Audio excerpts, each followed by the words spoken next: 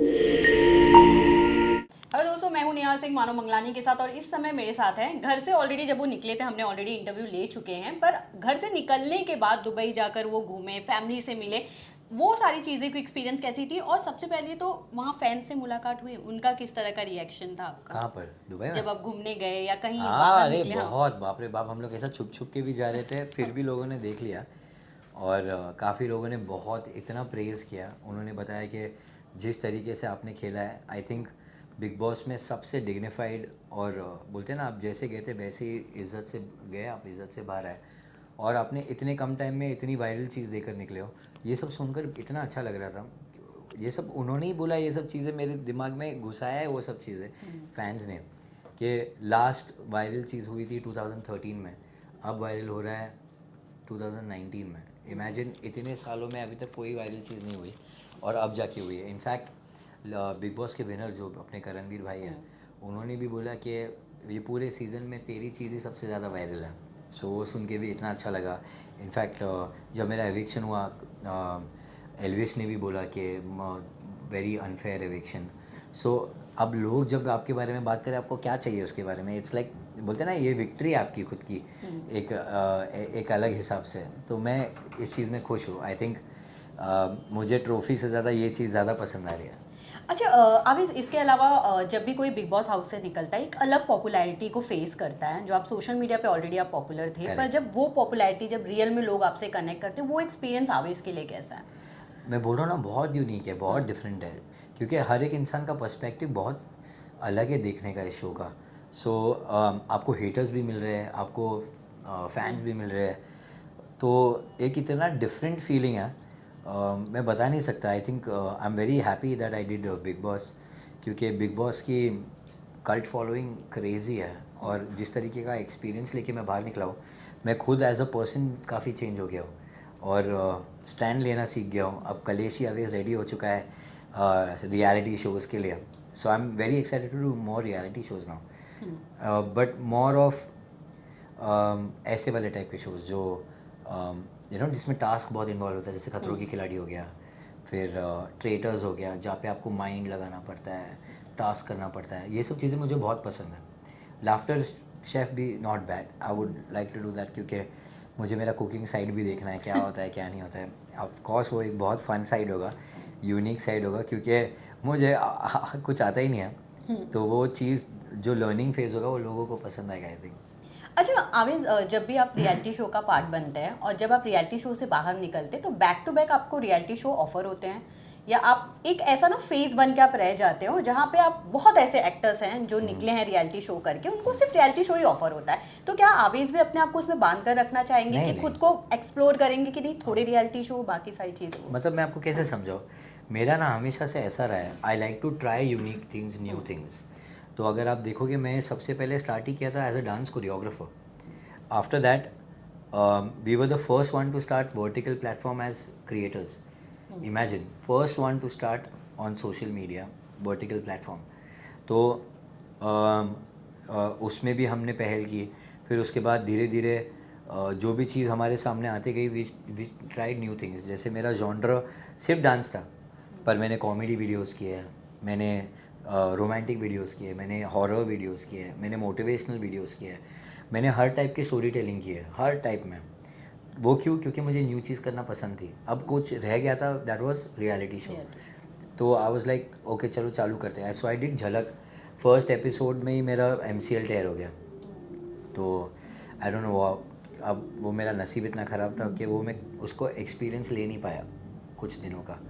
बस वो 1-2 दिन का ही एक्सपीरियंस था। But then I was like I want to do more. अब क्या करना है? तो बिग बॉस। पर पहले खतरों के खिलाड़ी करने वाले थे हम।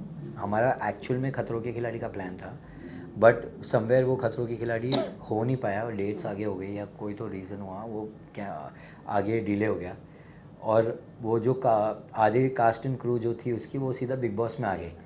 तो क्योंकि मैं जब गया वहाँ पे बिग बॉस में, उन्होंने भी बोला कि दे वर डूइंग खतरों, and all of a sudden big boss हो गया। सो आई थिंक जो होता है अच्छे के लिए होता है। नंबर 1 शो है Bigg Boss, and if I was a part of it, it's a good way to start reality show. So I am happy कि पहला चालू ही उससे हुआ है। नाउ आई कैन डू मेरे को पूरा हार्डकोर एक्सपीरियंस मिल गया यहाँ से। अब मैं बाकी चीज़ों के लिए रेडी हो चुका हूँ। अच्छा अवेश, ये तो रियलिटी शो की बात हो गई है, बट किसी भी इंसान के लिए प्यार बहुत इंपॉर्टेंट चीज़ होती है और प्यार की फीलिंग बहुत अलग होती है। करेक्ट।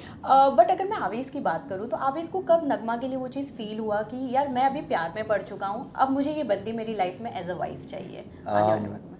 देखो मेरा ना लाइफ जो मेरी डेटिंग लाइफ रही है वो मुझे बिल्कुल चाहिए ही नहीं था। I never wanted to get married also, क्योंकि जब जब मैं छोटा था और मेरी फैमिली ट्रॉमा जो हुई थी, जिस जैसे मेरे पेरेंट्स सेपरेट हो गए थे, तो वो चीज़ मुझे काफ़ी अफेक्ट की थी।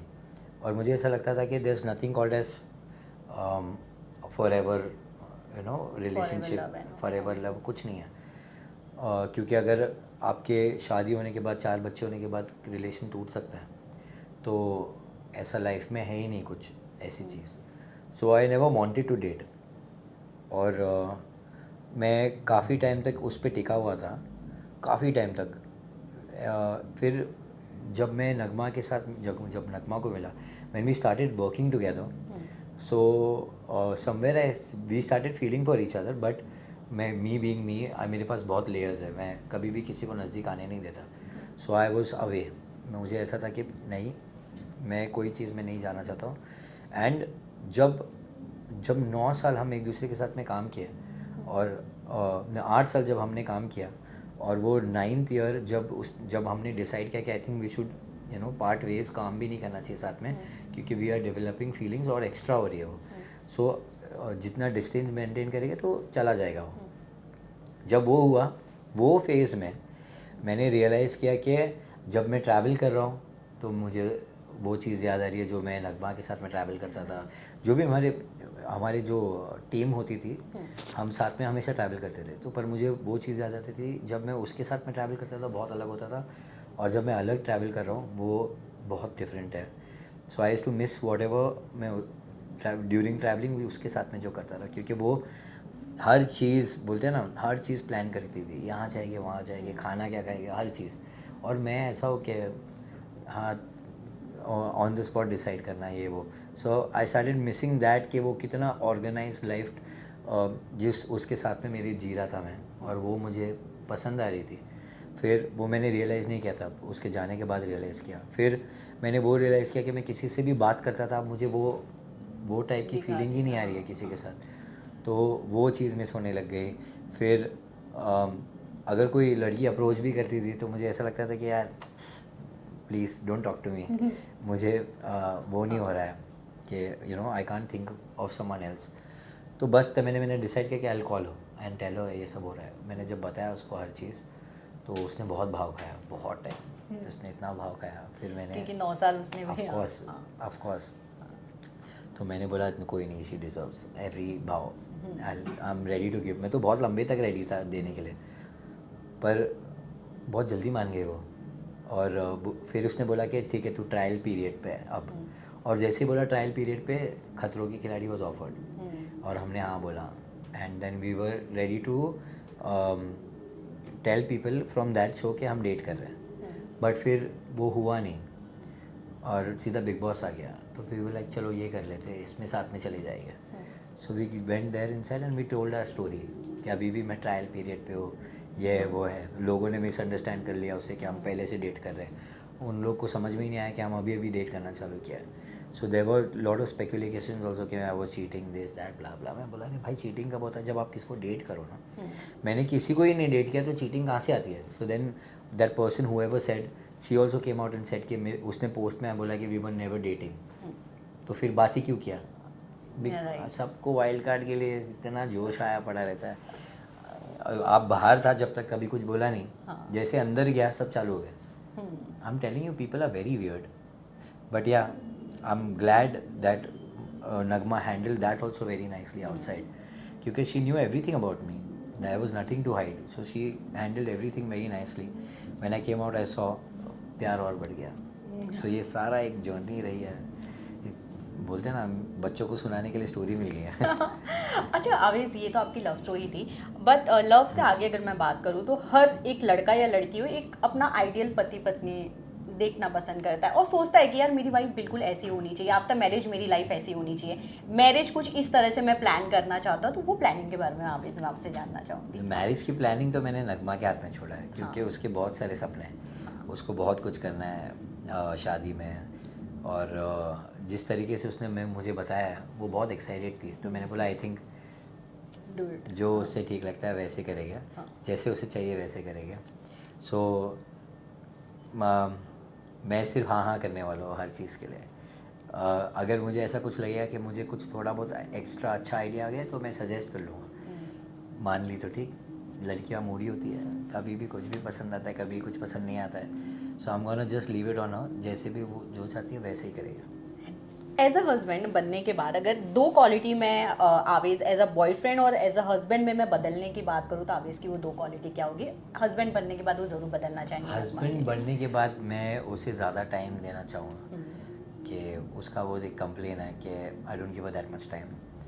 वो कैसे वाला टाइम, क्योंकि मैं स्पोर्ट्स वगैरह में बहुत हूँ, तो फुटबॉल वगैरह जब भी आएगा तो मैं कभी भी अगर जैसे मूवी जाना है, डिनर जाना है, तो I would choose football over that. और उसको पता है कि मुझे बहुत पसंद है, so I would try and change that, कि शादी के बाद मैं उसके लिए टाइम निकालने की कोशिश करूँगा। डिनर्स, डेट्स उसको बहुत पसंद है, तो वो चीज़ें ज़्यादा करूँगा। उसे मूवीज़, सरप्राइज़, ऐसे बोलते हैं ना, सरप्राइज़ मूवी प्लान्स, ये वो, उसे ऐसा बहुत पसंद है। उसे लॉन्ग ड्राइव्स पसंद है, तो मैं हर चीज़ कोशिश करूँगा वो सब करने की। ओके। सो बंदा तो एकदम प्यार में है और शादी के लिए पूरी तरह से तैयार है ये तो। वेल आवेज, लास्टली मैं जाते थे ये ज़रूर जानना चाहूँगी कि ऐसा नगमा ने अनाउंसमेंट किया था कि जैन के सेकंड वीक में वो शादी करने वाले हैं आपके साथ, तो डेट्स फिक्स हो चुकी हैं या अभी भी हाँ, तैयारियां चल रही हैं? डेट्स ऑलमोस्ट फिक्स हो गई है। बस ऐसा है कि इट्स टू अर्ली, जो बहुत काम वाम आ गया है, बहुत ऐसे हौश पौश हो गया हर चीज़। तो वी आर थिंकिंग कि अभी फर्स्ट ईयर, नेक्स्ट ईयर के फर्स्ट हाफ में करने की कोशिश हमारी जारी है, क्योंकि जिस तरीके से उसका प्लान चल रहा है उसमें टाइम जाएगा। हाँ। हाँ, तो हम वो चीज़ वेट करके प्लान करके अच्छे से करेंगे। ओके, एक और सवाल है, फैमिली का किस तरह का रिएक्शन था कि जब आपने बताया, क्योंकि रिलेशनशिप में आप लोग थे नहीं, पर सोचता तो हर कोई था कि यहाँ बन हाँ हो हाँ जाए। हाँ, उन लोग कब से किस वेट तरह कर से रहे थे। रिएक्शन था कि फाइनली बंदा रेडी हो गया बहुत शादी के खुश हुए लिए? उन लोग। ऐसे थे कि उन मेरे से ज़्यादा तो वो लोग खुश दिख रहे थे। दे वर लाइक फाइनली कुछ तो डिसाइड किया है शादी करने के बारे में, डेट करने के बारे में। अब चलो अभी टिके रहना, चेंज नहीं करना है, ऐसा ना ऐसा। दे वर वेरी हैप्पी। मेरे से ज़्यादा वो लोग खुश दिख रहे थे। हाँ, एक एक्स्ट्रा हैप्पीनेस उनके फेस पर दिख के आ रही थी। ओके, लास्टली आवेश जाते जाते अपने फैंस को क्या मैसेज देना चाहेंगे? मैं सिर्फ ये कहना चाहूँगा कि थैंक यू सो मच। आज मैं जो कुछ भी हूँ सिर्फ आप लोगों की वजह से हूँ। आप इसी तरह सपोर्ट करते रहना, और मैं आपको इसी तरह एंटरटेन करते रहूँगा, सीधा जाके लेफ्ट लेके ऐसे सब चीज़ें, नई नई चीज़ लाते रहूँगा। और ये बोलूँगा कि जिस तरीके से आपने मुझे सपोर्ट किया है, प्लीज़ इस एक फेवर है, आप मेरे फ्रेंड्स को सपोर्ट कर दो बिग बॉस में, क्योंकि मैं चाहता हूँ वो लोग ही जीते। मेक श्योर करो आप अभिषेक, गौरव भाई, प्रणीत, अशनूर और मृदुल को सपोर्ट करें, क्योंकि वो लोग बहुत जेन्युइन हैं और बहुत बोलते हैं ना, दिल के साफ़ लोग हैं। प्लीज़ उन्हें सपोर्ट करें, उनको बहुत ज़रूरत है अभी आप लोगों की। And I think they are doing well, और आई थिंक ऑडियंस लोग ऑलरेडी उन्हें पसंद कर रहे हैं। तो हम मेरे फैंस उनके साथ में ऐड हो जाएंगे, तो उससे बेस्ट चीज़ क्या होगी। Please support them. अच्छा, ये तो बिग बॉस को लेके आपने मैसेज किया है, मैं आपको लास्टली मैसेज देना अब चाहूँगी कि अपने फैंस को ये दीजिए कि प्यार को लेकर कोई अगर आप मैसेज उनको देना, क्योंकि आजकल के लोग बहुत कंफ्यूज हैं मैरिज को लेकर, शादी को मैं खुद ही लेकर। था। हाँ, मतलब वो एहसास अब आपको हो चुका है, तो उसको लेके क्या मैसेज देना चाहिए? मैं बोलना चाहूँगा, अगर आप डर रहे हो कोई भी चीज़ से, प्यार से, तो आई थिंक डरो मत। आप यू गो फॉर इट, क्योंकि आप जब उस चीज़ को करना चालू कर दोगे ना, आप रियलाइज़ करोगे कि ओ शिट, ये मैंने पहले क्यों नहीं किया। सो डर के आगे जीत है, जो बोला गया ना लाइन, वो एक्चुअल में है। सो आप जीत जाओगे अगर आप वो डर को पार करके आगे जाओगे। आई वुड जस्ट से कि देखो क्या ही होगा, ज़्यादा से ज़्यादा नहीं होगा या होगा, यही दोनों में से चीज़ होगी ना। तो आप नहीं होगा पे फोकस क्यों करें, होगा पे फोकस करो ना। अगर हो गया तो उससे बेस्ट चीज़ क्या है। नहीं होगा तो होता ही रहता है, लाइफ है ही ऐसी, आपको सिखाती ही रहती है हर टाइम कि लाइफ में प्रॉब्लम्स होना ही होना है। But work for the positive thing ना, कि आप ऐसे ही सोच के जाओ कि होगा। And I am telling you, trust me, जो आप मैनिफेस्ट करके जाते हो और अपने पॉजिटिव नेचर से जाते हो, वो होता ही होता है एंड 100% होगा. So don't get scared, just go for it, just do it. Thank you always. Thank you.